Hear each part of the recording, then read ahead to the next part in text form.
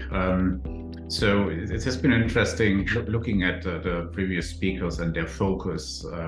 It's an interesting, cross-reference about what can happen with data and AI and in what direction it takes. And so, as Abdul mentioned, so my focus has always been on asset management. And I've been working now with MDOTM for about 4 years, supporting the growth of the company. And what we want to talk about today in that context is, let's put that up here.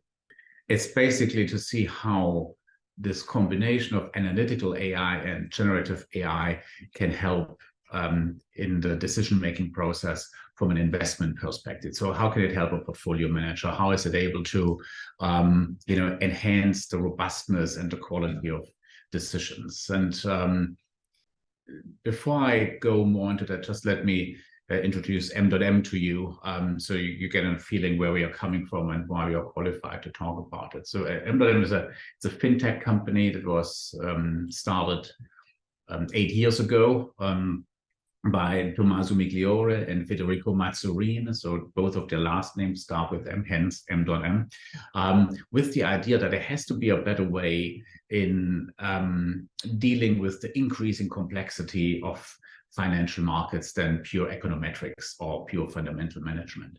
So everything we do is very much rooted in finance, it's rooted in science. It's rooted in science. And you think there has to be this very, strong foundation in a technology like AI, since there are still a lot of concerns, hesitations for people within the finance industry to use that, it's really interesting. So moving forward, just who we are. So we have been founded about 8 years ago. We have now a total of a little bit more 100 financial professionals. So these are data scientists, physicists, etc. And about 60 of them, they work with us in-house. And then on top of that, we have something called the MDOTM Lab, which is a collaboration with several universities. And within these universities, they do that ground research for us. There's this basic idea. So often we say this is where ideas go to die. So as you know, you have something in your mind, you have people looking into it, and very often it doesn't lead anywhere, but it's important to understand why it's not leading anywhere. What we do is we help people, we help investors to make more robust decisions. And we do that in supporting the entire investment process. And one of the means of doing that is using Sphere, which is an AI platform, an interactive platform that gives our clients access in real time to the AI and allows them to be very tailored about their portfolios.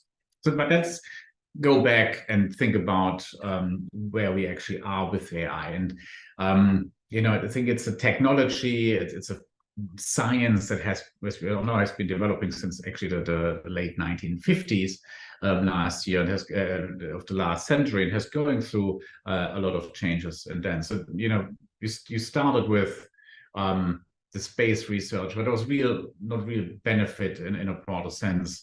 Then you go in a more applied research, and this is at some stage where you see benefits is coming can be used. Then when you come to custom application, so this is when you make something more available to the mass market, and we have seen that with the previous speakers, like the many applications in general that work with AI. And then of course within the investment context, integration means that the AI is integrated in existing systems of large investors. So where are we on that journey in general? So the industry is somewhere here, right? So it's at that point where there are good applications out there. The integration is at an early stage, but it's starting to happen and will, of course, accelerate going forward. So this is kind of the range of ways. If you talk about companies who support investment management in general, this is kind of where you see most of them being allocated. I also want to talk to be clear about what is the difference within analytical AI and generative AI within, if we talk about investment management. On the analytical side, which is the much more complex area within asset management, if you think about financial markets, it's an area that has indefinite data. It is moving constantly. It is reacting constantly. So what the analytical AI does, what we developed for our clients, is that it really can solve complex problems. It's basically, coming up with a portfolio will, with a very high probability, withstand changes and unforeseen changes in the market. The strength is it's, to some extent explainable. It is forward-looking. So this is also a big difference to a lot of, other systems that are out there. They're more statistical. It is very good in finding anomalies and then how to finding ways to react to that. So this could be in optimizing a portfolio. You look at the market risk regime in different places geographically. You think about different factors and risk managements come in. But it's kind of a, if the result of this is a portfolio, at the time the portfolio is generated, you don't know yet if it's the right portfolio. There's a very chance it is, but you cannot make a judgment at that point. You have to wait to see how it pans out. And so there are some examples of companies who would deal with that. So on the other side, the generative AI, this is what a lot of people talk about. And we had today somebody showing all these different applications, what you can do about summarizing PDFs, summarizing closed caption YouTube, etc. So in this context, within the investment field, this is about looking what the AI is doing to generate a portfolio and then put that into text. So the generative AI is very good in generating new content from an unstructured input. It's creative, but as we all know, you have to make sure you don't let it be too over creative in terms of making stuff up. It creates new context, text automation. But what you can do basically, if it comes up with a text, you are able to basically see whether it's correct or not. You might have to do some work to prove that, but you have a result and you're able to say it's correct or not. And ChatGPT is certainly one of the most prominent ones, but Midjourney is another one where you have that in a dialogue between the user and the output. So the analytical side, how does it really work? So it is that the model is trained using extensive existing data sets. Of course, that makes it valuable. And it scrutinizes these vast volumes of historical and real-time data to extract some meaningful information out of that. So if you look at an example, just think about you got lost in a jungle and you're on your own. So what happens there? So you think about situations you have been in before that had a relation to that situation. So you might have learned in a biology class at some stage to how to find edible flowers. You might have been hiking a lot in the past. You learned to navigate around that. Somewhere else you might have learned how to build shelter. And so here's a situation where you pull all of that information together to come up with a solution that's most suitable for you. Yeah. Of course, within the financial world, it's much more complex. So since it's about formulating predictions, forecasts, and be sure that any changes that happen in the financial world, and you think about all the possible indicators that are currently moving, how that can be then translated into a portfolio. So you could say analytical AI uncovers valuable insights from huge data sets, and generative AI then generates new outputs based on the input it receives. So, slightly different focuses, but then the crux is, and this is, the title of our presentation here, how is this coming together and how is this going to be beneficial? So think about, as different examples we use, a weather forecast is something that where analytical AI is used. You use data collection. from weather stations, satellites, radar systems, etc. Then you analyze and learn from that, and it helps you predicting how the weather could actually develop in the foreseeable future based on these patterns you have seen and on the patterns you have seen and on other indicators you have developed. And then you can make a forecast about upcoming weather conditions. Is it going to rain, snow? Will there be a storm, etc. But it's very similar to the financial world, where there are so many complex inputs that you have the forecast.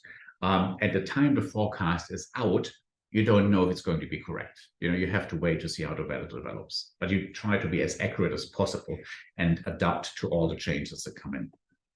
So for generative AI, you can, basically help finishing sentences. So as an example, if you say MDOTM is a company that what? And then so you go through a process where where big data sets are used, where texts are used that can be found in public domains. And then it is at the end, it is coming up with suggestions. And it's basically from most probable to not probable or not correct. So you could say MDOTM is a company that provides AI-driven investment solutions, which is correct. It has a platform called Fields, also correct, and it was founded in 1989, which is not correct. But you can see here, at the end, I can say, yes, it's correct, it's not correct, but it helped me finding that very quickly. So it's about this explainability behind that. So if we then look at the same structure on the investment side, what we have been developing is something we call non-chronological learning. So this is when we ask our technology to look at the data from the past, but take time out of it. And this is very important to do that, since you want to avoid repeating the past. You want to make sure you learn from the past and you understand the properties of the market around that. And this is then combined with a forward-looking risk analysis. In this case, we use hidden Markov models to detect market regimes. And basically, both of these together will be able to generate a portfolio. So, this is great. But, again, the question is, how can the combination of analytical AI and generative AI make even better decisions? So in this case, we use the same data input. In our case, it's historical market data, macro data, and some company fundamentals. Out of that, from the left side, there's a portfolio. And then basically use the generative AI to look into it, to understand, how the portfolio is put together and why. And if we have that, we have another layer that basically checks for coherence. So does it make sense? Is this conclusive? And we generate a report out of that. So this has many implications. One of them is actually that you can run portfolios and have a reporting that's generated in real time anytime the portfolio changes, which is it's a huge achievement, and will make things much more effective for a lot of financial institutions. The other thing why this is so important is since it is helping explaining the AI. And I think if we have all been in this field, we know that this explanation is very critical. I think people are more, in general, more critical about something coming from AI than coming from other sources. And this is why increasing or improving the explanatory power of it is so important. And this is what we find here, that we can run these, we can run the analytical side, but the generative side helps understanding the users why decisions are made, and through them, the decisions become much more robust. So put it another way, on the analytical side, you deal with correlations. You look at different providers with data-driven insight, risk assessment, portfolio optimization strategies, and of course, you free up through that human experts to focus on higher level strategic decisions. So this is one of the key things that it helps you to really focus on the creative side, but the heavy lifting is done by the AI. On the generative side, it generates this new content, as we have seen. It helps us very comprehensive explanations of the analytical output. So kind of closes that gap. And it plays a critical role in ensuring explainability of investments. And so for us, we really have brought that together on Sphere, the platform I mentioned, which really increases the acceptance of the AI. So coming to conclusions, if you say, how can generative AI enhance investment decision making? It's very clear that it supports investment professionals in gaining access to a new level of clarity and understanding, and through that, enabling them to grasp the why behind each investment move. And I think that this has always been very key, right? That nobody wants to buy a black box. And, as more light as you can shed within the black box, the more transparency you can provide, the better, the more comfortable people feel, and the better that their decisions are going to get. So this was kind of a brief summary of looking at this connection between analytical AI and generative AI, how they can, how you can bring them together in a very effective way. And we've been able to develop that over the last years and see how clients actually find that they can make much better investment decisions coming out of that.